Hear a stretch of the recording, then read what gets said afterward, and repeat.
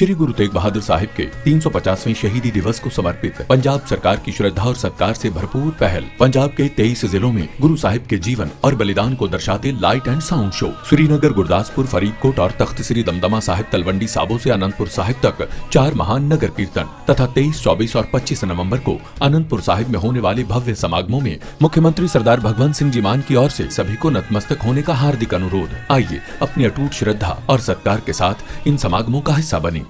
बिहार चुनाव में कांग्रेस की करारी हार हुई और इसके बाद कांग्रेस की तरफ से समीक्षा बैठक किया गया और इसमें कांग्रेस अध्यक्ष मल्लिकार्जुन खड़गे और राहुल गांधी ने प्रदेश के पार्टी के सभी उम्मीदवारों और वरिष्ठ नेताओं की बैठक बुलाई। लेकिन इस बैठक के शुरू होने से पहले ही काफी हंगामा हो गया। कांग्रेस मुख्यालय के भीतर गाली गलौज हुई और उसके बाद गोली तक बात पहुंच गई, धमकी तक दिया गया। हालांकि बाकी नेताओं में आनन फानन में उन दोनों को शांत कराया और बचाव कर स्थिति को संभालने की कोशिश की। अब आप सोच रहे होंगे कि आखिर ऐसा क्या हुआ और कहां हुआ, कौन नेता है, तो एक एक कर बताते हैं। सूत्रों के अनुसार से बिहार कांग्रेस के नेता दोपहर करीब 3 बजे पहले कांग्रेस मुख्यालय इंदिरा भवन में निर्धारित जगह पर इकट्ठे हो रहे थे, इस बात को लेकर कि राहुल गांधी, मल्लिकार्जुन खड़गे आएंगे और समीक्षा बैठक किया जाएगा। अब नेता आपस में बातचीत कर रहे थे और इस दौरान वैशाली से उम्मीदवार रहे संजीव सिंह ने चुनाव में बाहरी उम्मीदवारों को टिकट दिए जाने के खिलाफ बोलना शुरू कर दिया कि बाहरी को टिकट क्यों दिया गया। चुनाव में कुछ समय पहले ही कांग्रेस में शामिल हुए पूर्णिया से उम्मीदवार हैं जितेंद्र यादव। जितेंद्र यादव ने इस पर आपत्ति जताई कि ऐसा नहीं है कि बाहरी को टिकट दिया गया तो खराब है। अब इस पर संजीव सिंह का कहना हुआ कि मैं 20 सालों से पार्टी में सक्रिय हूं, लेकिन आपको नहीं पहचानता, और यहीं से दोनों में बहस शुरू हो गई कि आप हमें पहचानते कैसे नहीं हैं, जिसने गाली गलौज तक का रूप ले लिया और एक दूसरे को गाली गलौज देने लगे। इसके बाद बात इतनी बिगड़ी कि संजीव सिंह ने हाथों से इशारा करते हुए जितेंद्र यादव से यह कह दिया कि मुंह बंद करके रखो, नहीं तो गोली मार दूंगा। अब बात देखिए कहां तक पहुंच गई एक बातचीत के बाद। अब स्थिति नियंत्रण से बाहर होता देख जो अन्य नेता वहां पर मौजूद थे वो बचाव के लिए बीच में कूद पड़े। बाद में जब राहुल और मल्लिकार्जुन खड़गे को इसकी जानकारी हुई तो वो नाराज हो गए कि ऐसे बैठक में ऐसी बातें हो कैसे गई। राहुल गांधी और मल्लिकार्जुन खड़गे ने 10-10 के समूह में पार्टी उम्मीदवारों से मुलाकात की, कहा एक साथ सबकी बैठक नहीं हो सकती। अब बैठक के अंदर से गोली गाली के खबर सामने आने पर संजीव सिंह ने इन बातों का खंडन कर दिया कि नहीं, हम तो गाली दिए नहीं। अब हालांकि जितेंद्र यादव ने एक टीवी चैनल को इस बात की पुष्टि की कि संजीव सिंह ने गाली दी है। अंदर गाली गलौज हो गई? नहीं, गलत, कोई झूठ बोल रहा है। नहीं, बिल्कुल झूठ, एकदम झूठ। क्या समीक्षा क्या हुई सर? एकदम सर, तो गोली मारने तक की धमकी दी गई, एकदम झूठ। सर समीक्षा में क्या?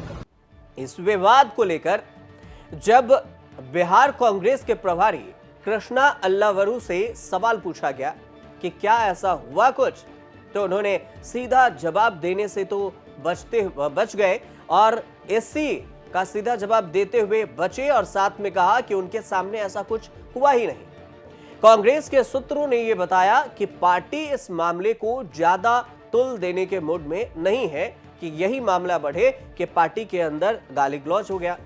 उसके बाद 4 घंटे तक बैठक चली, समीक्षा बैठक, और फिर कांग्रेस ने चुनाव के दौरान महिलाओं और बुजुर्गों के खाते में जमा हुई सरकारी राशि को लेकर चुनाव आयोग पर सवाल उठा दिए।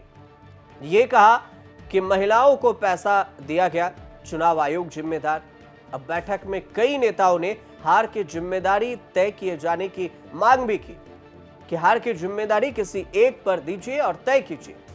अब सूत्र ये बताते हैं कि राहुल गांधी ने भी माना कि कांग्रेस की रणनीति में कमी रही है, कि वहां कुछ न कुछ हमने कमी की है, लेकिन उन्होंने पार्टी नेताओं से भविष्य में की जो रणनीति है उस पर काम करने की अपील भी की। बिहार चुनाव के दौरान भी प्रदेश कांग्रेस में बवाल मचता दिखा था और इसमें सीएम फेस को लेकर बवाल हुआ था। प्रभारी और प्रदेश अध्यक्ष के खिलाफ कुछ नेताओं ने धरना प्रदर्शन तक कर दिया था और अब करारी हार के बाद समीक्षा बैठक में भी नेता आपस में गाली गलौज के स्तर पर भी पहुंच गए, साथ में गोली की बात करने लगे। अब बात ये आती है कि आखिर समीक्षा बैठक में कौन कौन सी बातें निकल कर आई है, हार की वजह क्या रही। तो बिहार चुनाव में कांग्रेस के टिकट पर मैदान में उतरे कई उम्मीदवारों ने यह भी बताया है कि सरकार ने जो महिलाओं को 10-10 हजार रुपए खाते में सीधे ट्रांसफर कर दिए, मतलब एनडीए के सरकार ने इस स्कीम का सबसे ज्यादा असर पड़ा। इसके अलावा विपक्षी गठबंधन के बीच सीट बंटवारे में जो देरी हुई, ये भी पार्टी को हार के लिए मजबूर कर दिया कि इनको पार्टी की तरफ से वोट कट गया, लोगों की तरफ से पार्टी को वोट नहीं मिला। आंतरिक कलह और वोट चोरी जैसे मुद्दे से भी हार का सामना करना पड़ा। यह समीक्षा बैठक में बातें निकलकर सामने आई है। अब राहुल गांधी और मल्लिकार्जुन खड़गे, इसके साथ केसी वेणुगोपाल ने 10-10 के ग्रुप में उम्मीदवारों से जब 1-to-1 बातचीत किए तो कई सारी बातें निकलकर सामने आई है। उन बातों को भी आपको बताते हैं कि समीक्षा बैठक में क्या कुछ हुआ। कांग्रेस के प्रदेश अध्यक्ष हैं राजेश राम, बिहार प्रभारी कृष्णा लबरू और कांग्रेस के सांसद अखिलेश प्रसाद, तारिक अनवर, पूर्णिया के सांसद पप्पू यादव सहित राज्य के अन्य वरिष्ठ नेताओं के साथ ये समीक्षा बैठक हुई। हार के कारणों का पता लगाया गया और इस पर विचार किया गया। इस पूरे समीक्षा बैठक में जो बात आई है वो आया है एक ओवैसी फैक्टर भी, एक वोट चोरी भी और 10-10 हजार रुपए की बात भी। मीडिया से बातचीत करते हुए यह भी बात कहा गया कि 4 घंटे की समीक्षा बैठक के बाद हमें एकदम से यह साफ हो गया कि बिहार चुनाव कोई वास्तविक जनादेश के चुनाव नहीं रहे। ये मनगढ़ंत और प्रभावित करने वाला परिणाम है और इस परिणाम के पीछे मशीनरी इंजीनियरिंग काम किया है। पहले से सब कुछ सेट कर दिया गया। दिल्ली में हुई बैठक में कई चौंकाने वाले खुलासे भी हुए। पार्टी में टिकट बेचने का भी आरोप लगा। ओवैसी फैक्टर की भी बात सामने आई कि ओवैसी फैक्टर ने नुकसान किया। अंदरूनी कलह की वजह से भी चुनाव में कांग्रेस को हार मिली। ये सब मुख्य कारण में नेताओं ने गिनवाया है। प्रत्याशियों ने फ्रेंडली फाइट किया और वोट चोरी का भी आरोप लगा। फ्रेंडली फाइट में भी कांग्रेस के उम्मीदवारों को नुकसान हुआ और इस तरह से कांग्रेस की बिहार में हार हुई। फ्रेंडली फाइट से जो नुकसान हुआ उसके लिए पप्पू यादव ने भी कुछ प्रत्याशियों को हराने का सीधा सीधा आरोप लगा दिया कि कुछ प्रत्याशी फ्रेंडली फाइट की वजह से कांग्रेस के टिकट को काट गए और इस वजह से कांग्रेस में झगड़े की वजह, फ्रेंडली फाइट, ओवैसी फैक्टर, सब कुछ बिहार में कांग्रेस के हार की वजह गिनवा दी गई समीक्षा बैठक में। दूसरी बात यह रही कि कन्हैया जैसे नेताओं का इस्तेमाल बिहार विधानसभा के चुनाव में नहीं किया गया, जबकि युवा फेस थे कन्हैया कुमार और उसका इस्तेमाल कांग्रेस की तरफ से ठीक से चुनाव प्रचार में नहीं किया गया। कांग्रेस इंचार्ज कृष्णा लबरू ने कई सारे आरोपों को स्वीकारा भी है कि हाँ ऐसी गलती हुई है, लेकिन वो ये भी बोले हैं कि कुछ विवादित बातें हैं, कुछ विवादित टिकटें थी जो सबको पता था, लेकिन विवादित टिकटों में नुकसान का मार्जिन गैर विवादित टिकटों से कम था। लेकिन ये कौन कह रहा है कि टिकट बेचा गया है? वहां पर टिकट बेचने की बात हुई ही नहीं है। ये भी बात समीक्षा बैठक में उठाई गई। बिहार में चुनाव के नतीजे वोट चोरी के आगे निकल गए थे।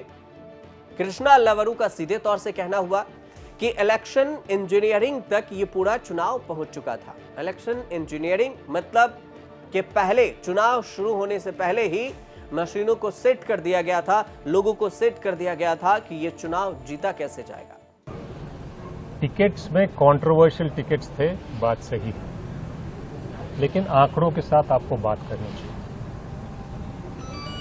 जो कंट्रोवर्शियल टिकट्स थे उनकी लॉस की मार्जिन जो नॉन कंट्रोवर्शियल टिकट्स थे उससे कम थे। तो कौन से टिकट बेचे गए? आरोप लगाना आसान है, तथ्य के साथ आपको बात करनी चाहिए, आप जिम्मेदार लोग। और इस बीच में एसआईआर को भी एक दूसरा हथकंडा अपनाया गया कि एसआईआर वोट चोरी का एक लीगल तरीका था और इसमें कोड ऑफ कंडक्ट लागू होने के बावजूद लोगों के फाइनेंशियली मदद की गई, जो चुनाव आयोग खामोश रहा। दूसरी जरूरी बात यह भी रही कि हार के कारणों का रिव्यू कांग्रेस कर रही है और अब और भी यह पता चलेगा कि रणनीति कौन सी बनाई जाएगी आने वाले समय में, जिससे आने वाले चुनाव में कांग्रेस को इतनी बुरी और इतनी करारी हार का सामना न करना पड़े। असदुद्दीन ओवैसी के जो सीट है, जो सीमांचल का एरिया है, अगर उसकी बात करें तो सीमांचल और बिहार में मिली करारी हार पर भी मुसव्विर आलम ने एक बयान दिया। मुसव्विर आलम का कहना हुआ कि हर चुनाव के बाद हम रिव्यू करते हैं और इस बार भी हम कर रहे हैं। और इसमें जो बातें सामने आई सीमांचल बेल्ट को लेकर, असदुद्दीन ओवैसी के ओवैसी फैक्टर सबसे बड़ा कारण बना। सीमांचल में ओवैसी ने 6 सीटें, इसमें से 6 सीटों पर चुनाव लड़ा और जो 5 सीटें हैं वो जीत ली है असदुद्दीन ओवैसी ने।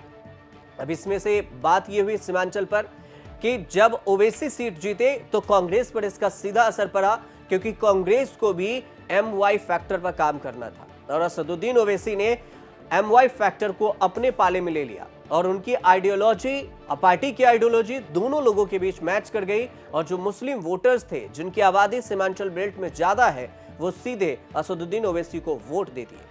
और इस तरह से जो ओवैसी फैक्टर, वोट चोरी, SIR, इलेक्शन में मशीनरी सिस्टम पहले से फिट करना, 10-10 हजार रुपए महिलाओं के खाते में डाल देना, ये सारे कारण कांग्रेस की समीक्षा बैठक में निकलकर सामने आए हैं। अब आगे इस पर क्या कुछ होगा, कांग्रेस पार्टी क्या कुछ एक्शन लेगी, जिम्मेदारी कौन लेगा, ये सब वक्त बताएगा। कुछ अपडेट आएगा तो हम आपको जरूर बताएंगे। फिलहाल आपको रिपोर्ट सही लगे तो हमारे चैनल से जुड़िए और देखते रहिए न्यूज़ तक।